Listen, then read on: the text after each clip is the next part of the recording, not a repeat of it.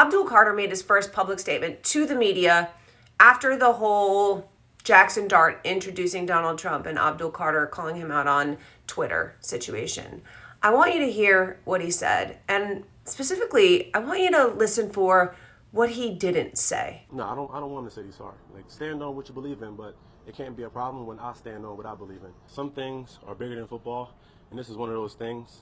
Jackson is one of our leaders.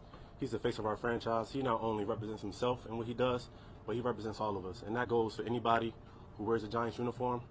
But if he chooses to align himself with a man like President Trump, it's my responsibility, based on what I believe and what I stand on, to not only show my teammates that I'm against that, but to show the world.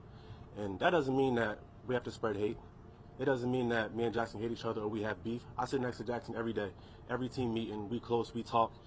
And we just, as long as we make sure we got the same goal as a team and our goals align, which they do, and I feel like that's all that matters. So. That was an incredibly thoughtful and well-crafted statement from somebody who is showing a lot more leadership than the face of the franchise that he was talking about in Jackson Dart, the quarterback, the starting quarterback, right?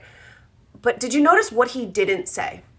He did not say that Jackson Dart didn't have a right to be there.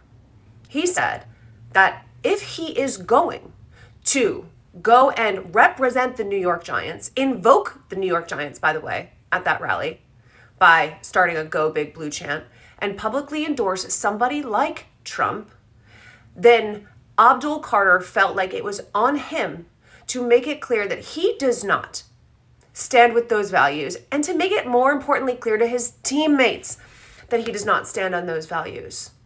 And then he went on to do the thing that he is asked to do by all of the fucking men in charge of the NFL. He said, I can get along with him. I can do my job. I can be a professional. What I'm not going to do is allow people to think that I'm okay with that specific set of values that he holds. Can I get along with him as a teammate?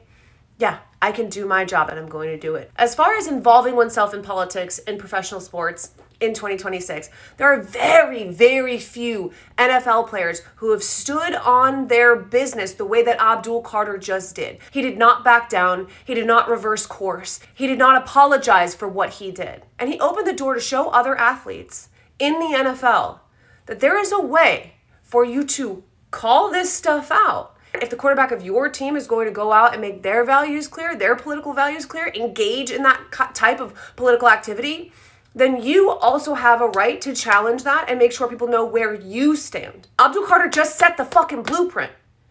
There's no reason for us not to know where you stand, because he just did it beautifully.